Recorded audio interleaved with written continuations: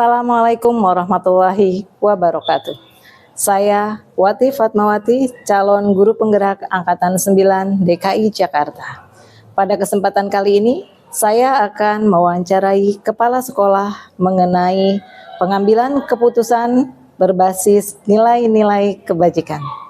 Wawancara kali ini guna memenuhi tugas demonstrasi kontekstual modul 3.1 Pendidikan Guru Penggerak. Selamat menyaksikan.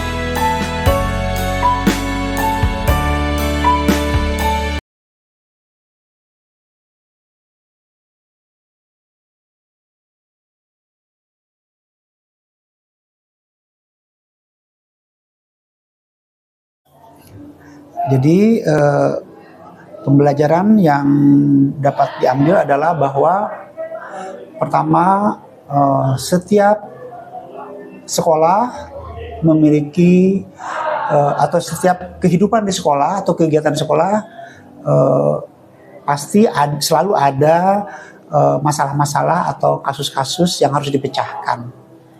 Jadi kasus-kasus tersebut harus dipecahkan. Jadi jangan ditunda, jangan dibiarkan, tetapi harus dipecahkan.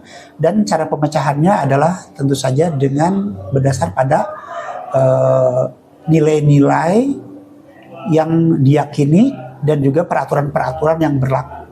Jadi jika kita sudah memecahkan atau memberikan solusi atau memberikan sanksi pada kasus-kasus berdasarkan nilai-nilai tersebut, peraturan yang berlaku, dan juga setelah melewati musyawarah, maka kita kepala sekolah bisa tidur nyenyak lah, yakin ya dengan keputusan yang sudah diambil, Bu. Itu, Bu. Oke.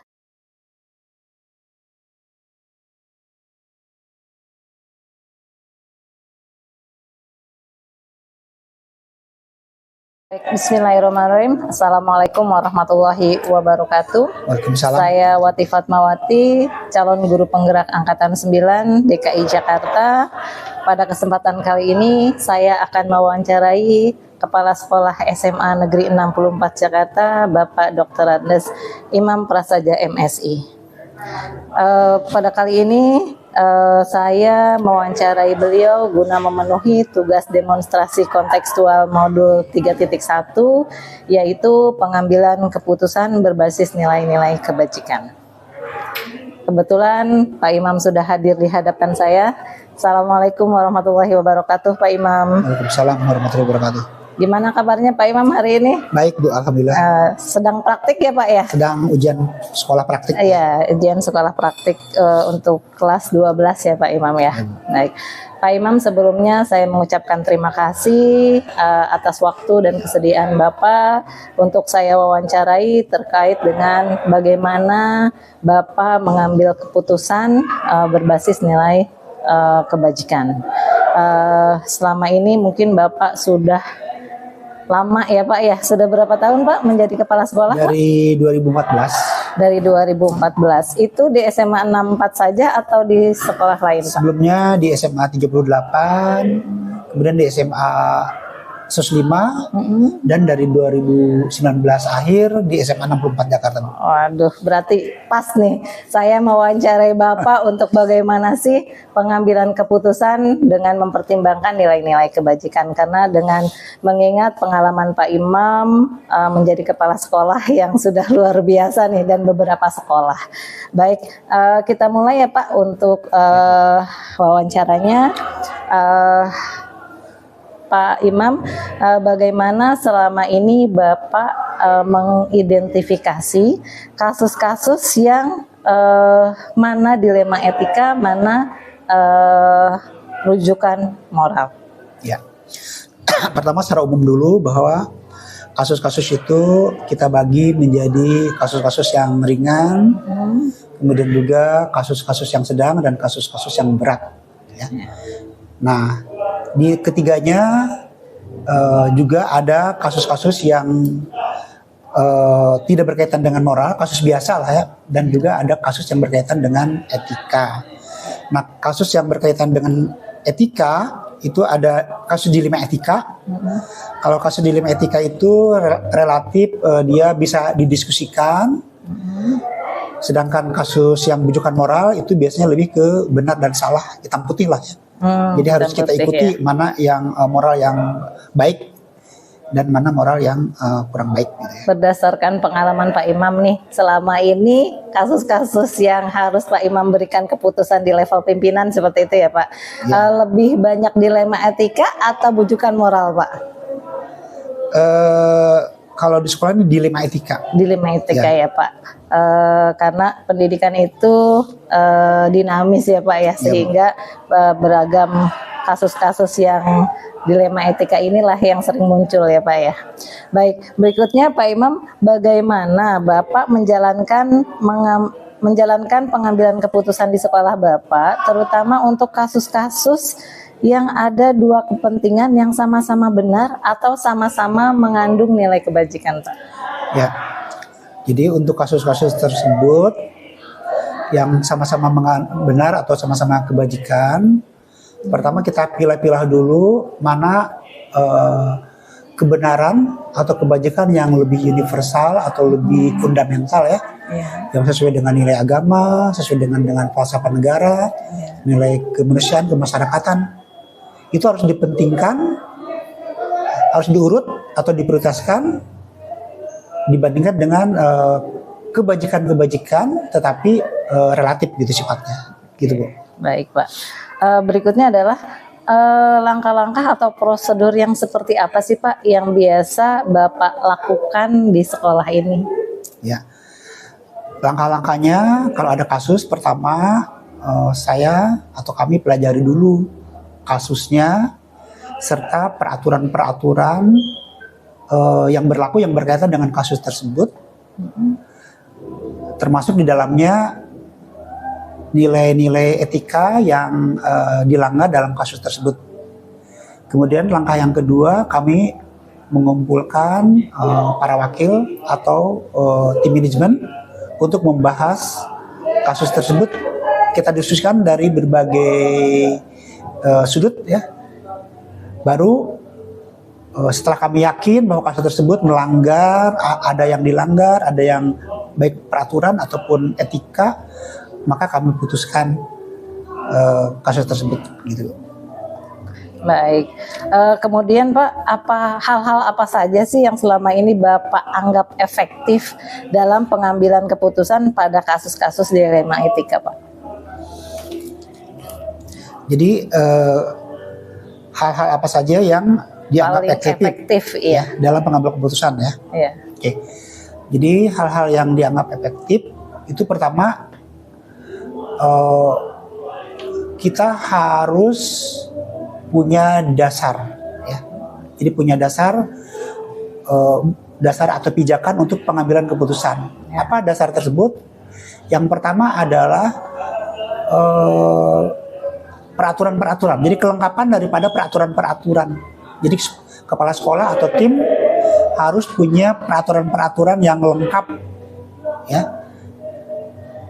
Dan juga nilai-nilai tersebut adalah termasuk nilai-nilai Pancasila. Kalau untuk anak-anak siswa kita adalah nilai yang terdapat di dalam profil pelajar Pancasila. Ya. Nah, jadi semua kasus dikaitkan atau dipelajari ditinjau dari peraturan dan nilai-nilai tersebut. Gitu Bu. Dan juga tentu saja musyawarah atau diskusi. Jadi hasil diskusi atau musyawarah di mana pesertanya memiliki visi yang sama akan mendapatkan hasil yang terbaik ya daripada keputusan. Ya. Oke, baik, kalau misalnya dilema etikanya ini terkait dengan siswa, apakah sekolah memiliki aturan tersendiri Pak, di samping aturan-aturan pemerintah yang Bapak tadi sebutkan ya, yang tentunya hal itu menambah untuk mengikat ya Pak ya. Bagaimana peran peraturan sekolah dalam mengambil keputusan untuk kasus dilema etika ini Pak? Ya, jadi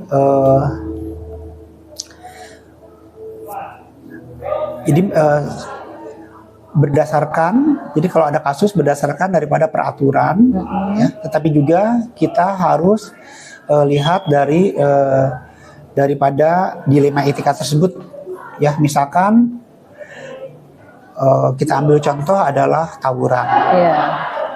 Tawuran itu adalah sanksi maksimalnya adalah dikeluarkan. Yeah. Tetapi di dalam dilema etika kita mengenal siswa memiliki hak untuk bersekolah. Nah, sebisa mungkin kalau kita ingin mengembalikan dia kepada orang tua, kita bantu, kita bantu agar dia bisa bersekolah, karena sekolah adalah merupakan hak daripada ini siswa lah ya. Nah, dalam hal anak tersebut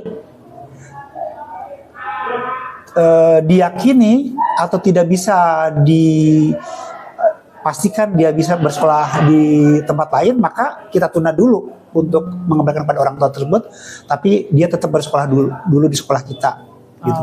Iya, gitu. iya. Jadi tetap ada itu, ya itu di dilema itu ya. Iya. Jadi kita tidak asal mengeluarkan, tetapi harus dipastikan bahwa dia bisa diterima di sekolah lain. Oke, baik Pak. Berarti selama ini apa sih Pak tantangan yang terberat atau tantangan-tantangan apa saja yang Bapak alami dalam pengambilan keputusan pada kasus-kasus dilema etika? Ya, tantangan terberat tentu saja jika yang apa istilahnya peraturan-peraturan tersebut berkaitan dengan keadilan dan rasa kasihan kita terhadap suatu kasus yang melibatkan guru sekolah kita. Saya ambil contoh adalah misalkan dalam hal peristiwa atau kebijakan mutasi siswa masuk, ya. Di situ jelas bahwa kalau prinsip keadilan adalah mereka yang nilai tertinggi, mereka memiliki hak yang diprioritaskan untuk diterima di sekolah kita. Tetapi kalau karena rasa kasihan, maka guru yang sudah mengabdi di sekolah ini bertahun-tahun, dia punya anak dan dia tentu saja dia ingin anaknya bersekolah di sekolah kita. Nah, disitulah dilemanya. Maka keputusan yang diambil biasanya jika anak tersebut nilainya sangat jauh, maka kita panggil orang tersebut, kita jelaskan bahwa kalau tidak bisa saat ini diterima, mudah-mudahan di semester berikutnya. Jadi ada kasus-kasus seperti itu. Jadi ada anak yang tidak diterima, tapi beberapa semester atau beberapa tahun kemudian bisa masuk gitu Bu. Iya, baik Pak. Berikutnya adalah Pak, pada saat Bapak memiliki jadwal tertentu untuk penyelesaian kasus dilema etika ini, apakah Bapak menyelesaikan di tempat atau memiliki jadwal khusus untuk menyelesaikan? Bentuk dan prosedurnya seperti apa yang biasanya Bapak jalankan, Pak? Ya, kalau kasusnya ringan dan pelanggaran etikanya tidak terlalu besar, biasanya langsung diputuskan oleh kepala sekolah saat itu juga, karena tidak berdampak lah ya, tidak berdampak besar. Tapi jika ada suatu kasus yang lebih berat, etika yang dilanggar juga sangat ibaratnya lebih berat lagi, dan juga bisa berdampak pada apa namanya teman-teman guru atau pegawai ya. Maksudnya solusinya ya atau sanksinya dan sebagainya berdampak pada guru atau pegawai, atau artinya guru dan pegawai menginginkan suatu keadilan atau ketegasan, maka ada proses atau ada langkah-langkah yang dilakukan. Langkah yang pertama adalah mempelajari atau mendalami kasus tersebut ya, akar masalahnya gitu ya. Yang kedua, mempelajari peraturan-peraturan atau etika-etika yang dilanggar yang berkaitan dengan kasus tersebut. Yang ketiga, mendiskusikan atau memusyawarahkan dengan para wakil dan tim manajemen, baru diambil keputusan. Jadi tergantung pada masalahnya. Kalau masalah yang berat ya ada prosedur-prosedur yang kita ikuti gitu, Bu. Berarti waktunya kalau yang ringan bisa saat itu juga, kalau yang agak berat bisa ada schedule lain ya Pak ya. Iya Bu. Ya, yang mengiringi. Baik, Pak, sejauh ini faktor-faktor apa saja sih Pak yang mempermudah atau membantu Bapak dalam mengambil keputusan pada kasus-kasus dilema etika Pak? Ya. Jadi di samping adanya peraturan-peraturan atau etika-etika yang sudah sangat jelas, dan juga di samping dengan para wakil dan tim manajemen yang memiliki satu visi, juga dibantu oleh kasus-kasus yang mirip dengan kasus-kasus yang sebelumnya. Jadi kasus-kasus yang mirip dengan sebelumnya itu menjadi pijakan juga untuk menjadi contoh untuk mengambil keputusan, Bu. Jadi itu faktor yang selama ini sudah menjadi apa ya, media mempermudah gitu ya Pak ya, dalam Bapak membuat keputusan. Baik Pak, ini pertanyaan yang terakhir Pak. Dari hal yang tadi sudah Bapak sampaikan terkait dengan pengambilan keputusan berbasis kebijakan, nilai-nilai kebajikan tadi, kira-kira sampai sejauh ini pembelajaran apa yang Bapak ambil dari pengalaman-pengalaman Bapak, mungkin tidak hanya sekolah di sekolah ini, mungkin sekolah-sekolah sebelumnya gitu ya Pak, dalam mengambil keputusan dilema etika ini Pak? Ya, jadi pembelajaran yang dapat diambil adalah bahwa pertama, setiap sekolah memiliki atau setiap kehidupan di sekolah atau kegiatan di sekolah pasti selalu ada masalah-masalah atau kasus-kasus yang harus dipecahkan. Jadi kasus-kasus tersebut harus dipecahkan. Jadi jangan ditunda, jangan dibiarkan, tetapi harus dipecahkan. Dan cara pemecahannya adalah tentu saja dengan berdasar pada nilai-nilai yang diyakini dan juga peraturan-peraturan yang berlaku. Jadi jika kita sudah memecahkan atau memberikan solusi atau memberikan sanksi pada kasus-kasus berdasarkan nilai-nilai tersebut, peraturan yang berlaku, dan juga setelah melewati musyawarah, maka kita kepala sekolah bisa tidur nyenyak lah, yakin ya dengan keputusan yang sudah diambil, Bu. Gitu, Bu. Oke, baik.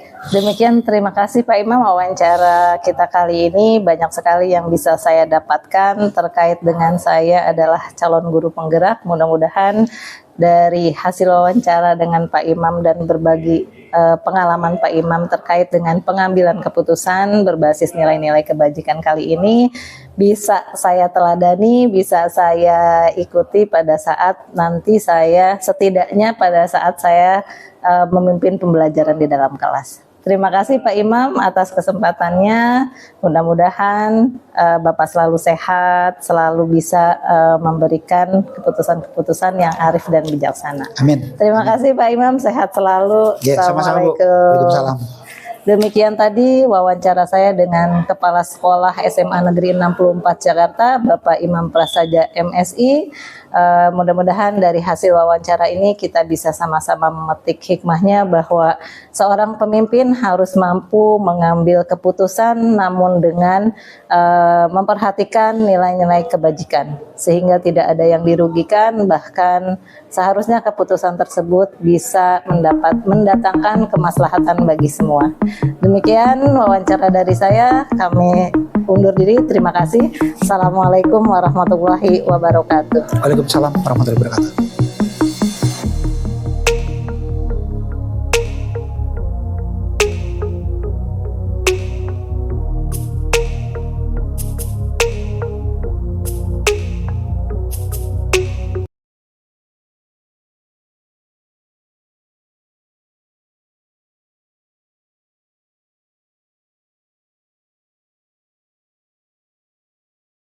Pelajaran yang dapat saya petik ya, bahwa ternyata dalam hidup ini kita tidak pernah lepas dari permasalahan.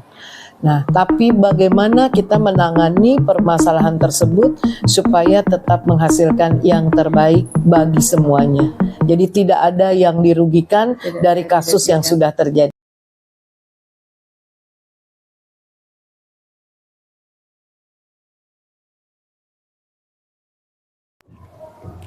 Bismillahirrahmanirrahim. Assalamualaikum warahmatullahi wabarakatuh. Waalaikumsalam warahmatullahi wabarakatuh.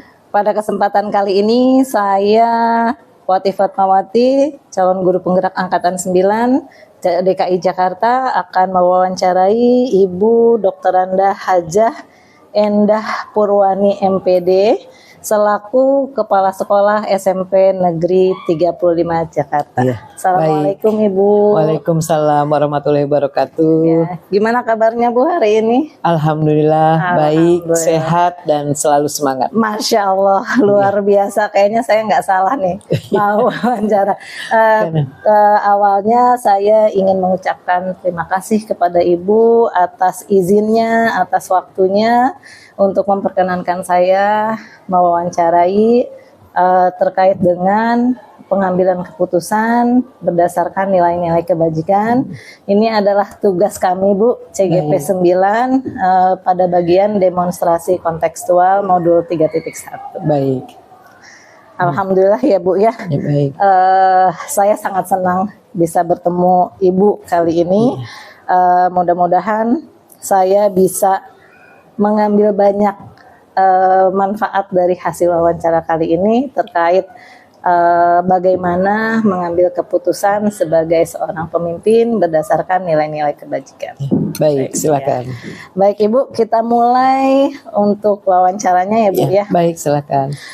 Ibu, bagaimana selama ini Ibu mengidentifikasi kasus-kasus yang merupakan dilema etika atau bujukan moral Bu? Ya. Baik, setiap keputusan itu pasti ada benar dan ada juga yang salah gitu.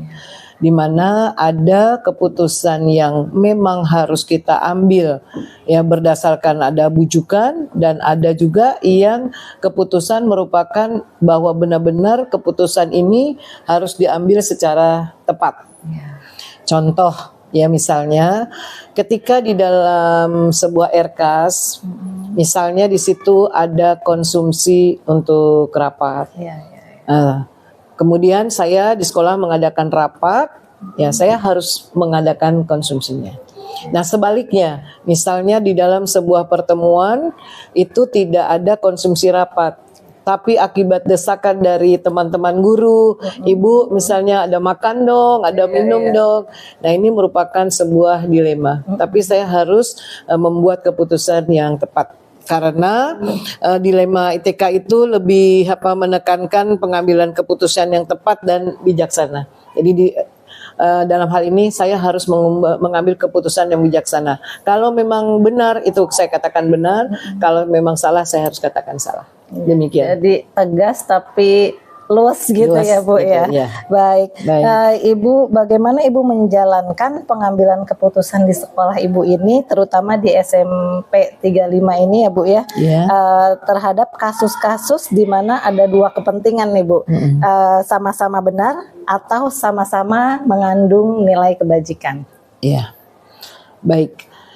Sebagai seorang pimpinan, sebelum saya mengambil keputusan di sekolah, saya harus berkomunikasi dulu dengan tim saya. Ada permasalahan apa di sekolah dan mana yang benar, mana yang salah, saya harus melihat dulu.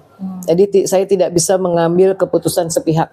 Semua harus kami musyawarahkan dan saya awali dalam penelusuran masalah ini ya, kemudian saya klarifikasi.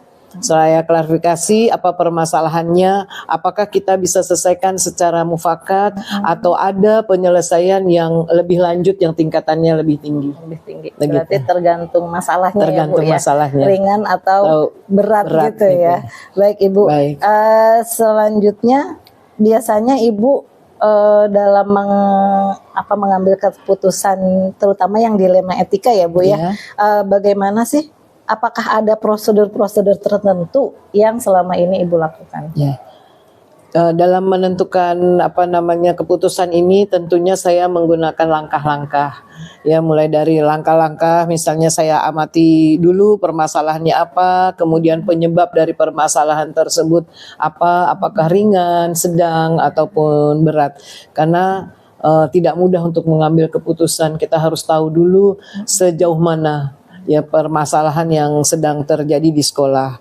Nah, yang berikutnya kemudian saya mengklarifikasi masalah tersebut ya bersama teman-teman, apakah kita bisa selesaikan secara musyawarah dan mufakat di sekolah atau kita minta bantuan ke pejabat atasan saya, yaitu misalnya pengawas ataukah Sudin ataukah Dinas Pendidikan kalau memang kasus itu sudah berat. Gitu. Baik Ibu. Berarti langkah-langkahnya banyak ya Bu ya, tergantung secara tadi bertahap. ya, tergantung dari masalahnya ya. Kalau masalahnya berat mungkin langkah-langkahnya lebih panjang seperti itu. Betul. Ya Bu ya. Berikutnya Ibu, hal-hal apa saja sih yang selama ini Ibu anggap paling efektif dari langkah-langkah tadi guna Ibu mengambil keputusan terhadap kasus-kasus yang dilema etika itu Bu? Iya. Saya harus menalaah dulu dari setiap masalah seperti tadi yang sudah saya sampaikan, apakah itu masalahnya ringan atau sedang ataupun berat. Kemudian saya juga harus melihat dari pribadi atau sosok yang bermasalah ini.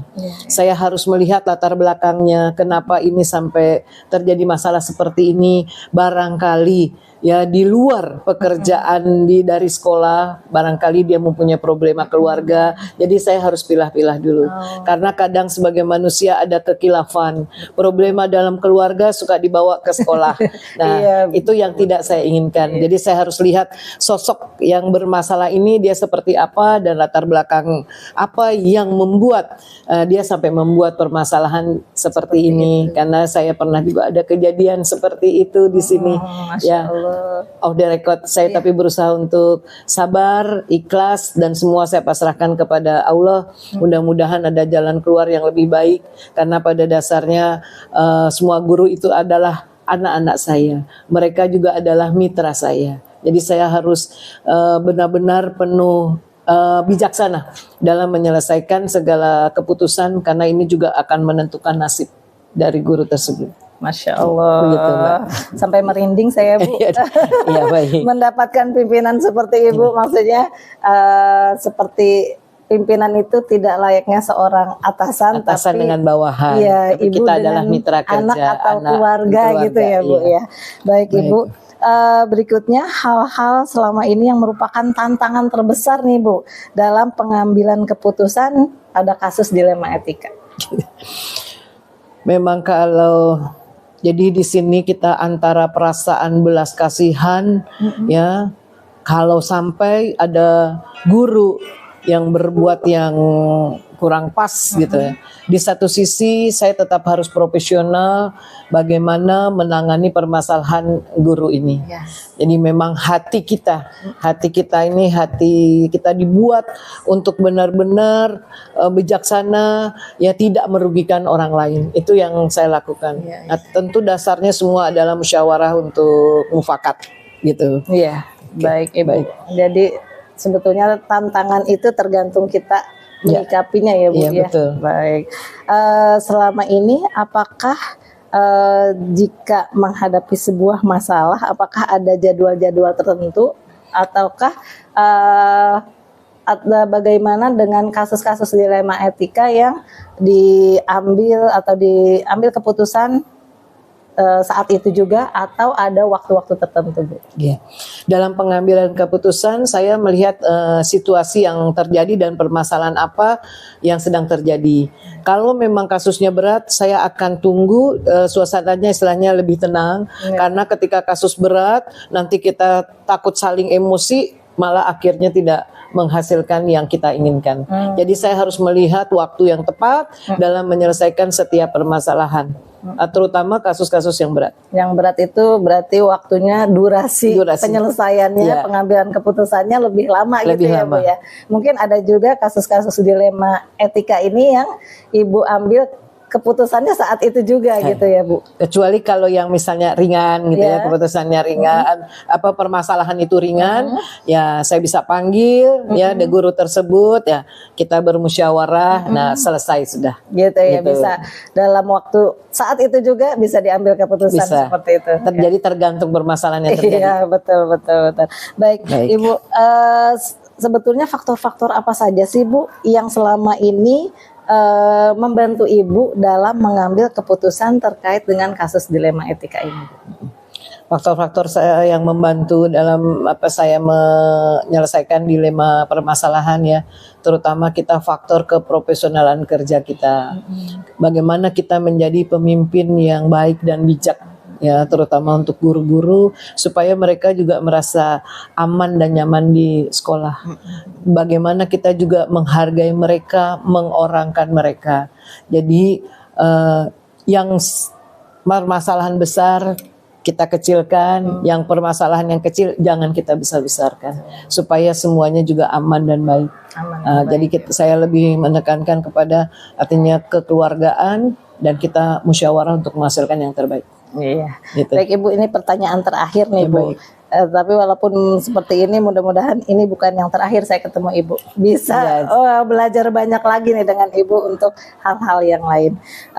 Pertanyaan terakhir ini adalah pembelajaran apa yang dapat Ibu petik dari pengambilan keputusan dari kasus-kasus dilema etika ini Bu? Ya.